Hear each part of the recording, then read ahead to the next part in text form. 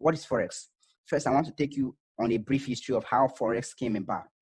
Forex came about fully to our individual traders in 1970. Okay, that's a whole long time right now. A whole long time, because currently we are in 2019. It came about in 1970. So the idea behind forex can be dated back to the barter system, where people have, for example, I have rice, I want to exchange it for your beans. Okay, but there was a problem with that system, because there's no a very good way to measure the value of my rice as to your beans, because some people always feel being cheated. Okay, I give you beans way more, right? But your rice, I don't really need your rice. But however, my rice is as important to me as much as your beans is important to you. So for us to weigh that importance, the level of importance, nothing was there to weigh. So over time, people felt it wasn't so efficient because of that problem. Okay, so on and on, currency and values were being introduced. Value, when I mean value, like gold, people thought that me giving you something that is valuable to everyone, me giving you something that is rarely seen, like gold, silver, even cowrie at some time was also used for as a medium of exchange. They give you X number of cowrie, then you give them whatsoever they come to buy from you. So those things were used as a medium of exchange. But however, the one that stayed for a very long time and that's still working right now is gold. Okay, some even use tobacco in some southern part of the United States of America. Some use tobacco. They use tobacco for exchange. All right. So, but however, I want to talk about gold. So many countries accepted gold. In fact, almost all the whole countries in the world, they accepted gold as a medium of exchange. Okay, and before then, there was also euros. That's Roman euros was generally accepted. That is, whenever you go to another country, it was accepted in the Roman Empire because of those Roman Empire. They were the world powers as of then. So whenever you go to any country, whenever you present a Roman euros, it would be likely accepted, just as we have United States dollar as at now. United States dollar is accepted in almost all the countries. But however, as time goes on, these countries were no longer accepting the Roman euros, because, like, if you go to a small eatery, let's say you go to a small eatery, or you just go to a Krispy Kreme or a Starbucks to buy a tea or a coffee, that's, let's say, about $5. I don't think you giving that person, a normal market woman that sells things for 50 naira, you're giving that person 50 naira worth in form of dollars. I don't think the person will need it, because he does not really know where to exchange it, or because it's too small. It does not want the stress going to the exchange house, going to the bureau de change to make that exchange. Okay, because he'll be scared that it may also be fake. He doesn't know how to recognize the real original one and stuff like that. So the problem, see, it was still attached to some problem. So there was no generally acceptable currency all around the world. So there is still need for you to change one currency to the other. So that's what we are talking about. That is, you cannot have United States dollar and say, okay, you have it all. You can travel anywhere around the world and you'll be spending the dollar. It's not possible, because there are still some places that it will not be accepted. It's only a few places where it will be accepted. Example of those few places are where international visitors troop in. Example, like international airports. Another place is hotel, because they have international visitors where they could also exchange their money. They could also give same money to the same person, other persons, citizens or indigenous of those countries, and they will have it off their hands.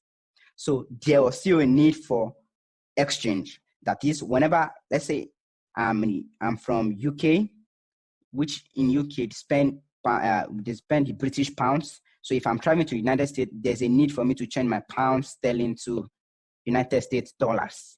So hence the emergence of forex. So the exchange of one currency to the other is what we term as foreign exchange. So there is always a difference that you pay, because there's always a difference between the bid and the ask price. Whenever you go to this bureau de change, whenever you ask how much is dollar today, the first question that I'm going to ask you anytime that you go there, any day, and that question is always constant, is, do you want to buy or you want to sell? The reason why they are asking you is so that they will know the price to give to you, because the buying price is different from the selling price, which is normal in every business. Every business, you want to sell high with what you bought low. You want to buy low and sell high. So that's what also they are doing. So with this bullet point right here, this first point, you say buying and selling of two currencies. That's what forex is, which I've brilliantly explained, buying and selling of two currencies, it's always involved two currencies. So that's why you always see forex is always in form of pair. They will always say in forex it's always euro/USD. Some of them, they don't add this slash. As time goes on, I'll be explaining to you the reason why. Then you see USD, JPY. Okay, you see USD, CHF. You see GBP, USD. And you also see USD, CAD. Now, all these have codes. Now, you will know one thing. They all have USD as predominant pair in all of them. It's either you are seeing it first or it's appearing at the last. If you are seeing it first, it's called the base pair. If you are seeing it in the last, it's called the quote pair. I'm going to be explaining that. Just hold on. I'm sure you're writing this down. Okay. USD is the predominant pair because International Monetary Fund was formed after the World War II so that we can regulate the economies, so that the world can better regulate the economies of all countries in the world. Okay, so the reason why that's necessary is because the world store their reserve in form of United States dollars. Okay, IMF store their reserve in form of United States dollars. So that's why whenever you go, whenever they are borrowing Nigerian money, whenever they are borrowing any country in South Africa, they are borrowing Brazil, any country money, it is always in form of United States dollar. They will quote it in form of dollars because dollar is still regarded as world currency. That's because IMF and UN store their reserve in form of United States dollar because it is stable over time. They hardly have recession. Okay, so that's why you can see United States dollar is predominant in the forex market. Okay, with that said, now with these currencies that I just listed, these 4, 1, 2, 3, 4, 5 rather, that I just listed, these are the major currencies traded in the forex market. They are the major. Write them down. Major currency traded in forex market. Now let me tell you their full meaning. CAD stands for Canadian dollar. CAD, Canadian dollar. United States, USD stands for United States dollar. GBP, okay, we have another one here. GBP stands for Great British Pounds. We have CHF. CHF stands for Swiss franc, that's Switzerland franc. CHF, Switzerland franc. Switzerland is used by Switzerland. EUR stands for euro. JPY stands for Japanese yen. JPY, Japanese yen. All right, with that said, let's move to the next bullet point. Did you know the largest financial market in the world is Forex? Because it is bigger than the New York Stock Exchange, the most celebrated New York Stock Exchange, the stock exchange that is most celebrated in the world. Forex is 26 times bigger than it. That is, what does that mean? That is, when you split Forex in 26 places, one of it is New York Stock Exchange, NYSE. This is the most celebrated stock exchange in the world. Forex is 26 times bigger than this. All right? It's 26 times greater than New York Stock Exchange. So it's a highly liquid market in the world with a volume of over $5.3 trillion daily. Over $5.3 trillion daily. What does this suggest to you? As an individual, when you are coming in, that is, you can conveniently take any amount, let's just say, to be very, very conservative. Let's say $20 daily from this market and nothing will move. Nothing will be shaken. I increase it. You can even take $200. This market will not feel anything. You can take $2,000. The market will still not feel anything. You can take $20,000. It will not still feel anything. On and on. You can keep taking it. But just to be very conservative, set your mind to very small target to like $20 daily. $20 daily. And you will get it. It's very possible. Set it.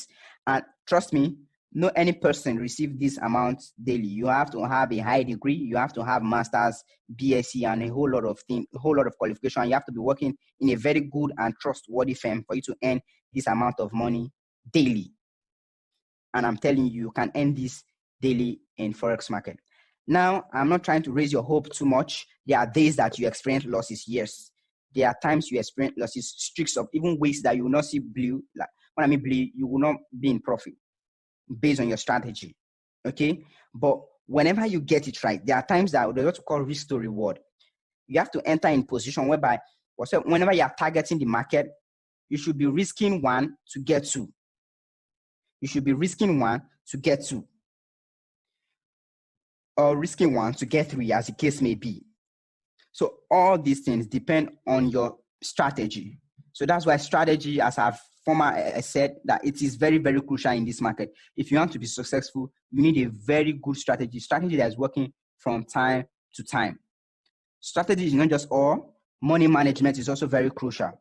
You shouldn't risk all the whole money that you find in your account. Okay? There's some set of money you should set aside. Okay, I'm not going to touch this. This is what I can touch. This is the highest that I can afford to lose as at this time. All right? That's how the forex market works. So the fourth point here is the forex market has no physical location. It doesn't have any physical location. You're not seeing somebody that you're buying with. You're not buying with any physical person, or there's no place. It's just unlike the stock market. You know, the stock market, you have to go to over the counter where you place bets, you place trades. Okay, I want to buy, quote me at this social price. You're talking to a physical, just like the normal bank. No, the forex market, everything is demystified. Everything is largely done online. With your data and your phone, you are powerful, the forex market. So no physical location. And the one that is mind-blowing is it operates 24 hours, unlike the stock market. The stock market closes every day. They only open when the banks are open, and they close when the bank closes. Whereas the forex market open 24 hours in 5 days. 24 hours in 5 days. Now let me clean this. So you can I just want to explain something real quick. Let me clean all of this one at this bottom. Okay. Now I said forex market operates 24 hours in 5 days. Now how does this happen? Why not 24/7? Why not 24/4? Why 24 hours in 5 days? As long as any bank in this world is on, any bank is awake to process the order that is in the forex market will always flow. For example, what do I mean? Let's say, we all have different time zone. Like the time zone in the United States is obviously different from the one in United Kingdom. In United Kingdom, yes, UK. The one in UK is different from the one in Africa. Africa is different from Australia. Australia is different from Antarctica, and so on and so forth. So now I'm going to be gauging all our time zone in GMT, which is Greenwich Meridian Time. Okay. So whenever Sydney, when I mean Sydney, I mean Australia. Whenever Australia is awake, that is, their banks are definitely operating. Now, all banks in most countries opens 8 o'clock. Their time may be different. I'm going to be explaining the time zone as time goes on. Whenever the banks in Australia, they are awake. Whenever Australia is awake, their banks are also operating, helping us to exchanging our orders in the forex market. I'm just telling you how our order is being exchanged. They'll be exchanging our orders, buying and selling is going on in Australia. So whenever they're about to go to bed, United Kingdom open, UK market open, which is London market. London market, it is worthy of note. Let me know. Say London market, London session is the biggest out of all the session. Now let me list all the session. We have London session, London session, New York session, which is United States. We have Sydney session, which is Australia. Sydney. We have Tokyo, which is Japan, Japanese market. Okay, the Asian market, Asian. So just like 1, 2, 3, 4. So the reason why it's 24, forex is 24 hours is when this one is about to go to sleep, New York opens. When New York is about to go to sleep, Sydney open. It keeps rolling over and over till Friday 10 p.m. 10 p.m. our time, which is Nigerian time, GMT. We also use the same time. It also happened that we also use the same time with UK. Just that sometimes UK may be 1 hour ahead of us. Okay, so this is how the market, it keeps rolling over and on. So until 10 p.m. on Friday, where all the bank in the world is shut down for the weekend break. So market does not roll on Saturday and Sunday. So on Sunday evening, which is 5 p.m. our time, or Tokyo session starts. Tokyo, these are the first people they start because it is their morning over there. So their bank start operating 5 p.m. our time here while we are still in Sunday, but they're already in Monday.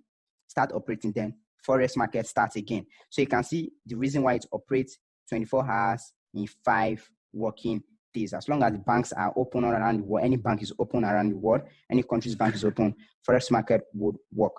The exception is public holidays. Public holidays will only affect that. Let's say there's public holiday in the United States, then banks will not work that day. Then you should expect sluggishness with the USD pairs. If there's public holiday in Canada, expect sluggishness with CAD pairs. That's how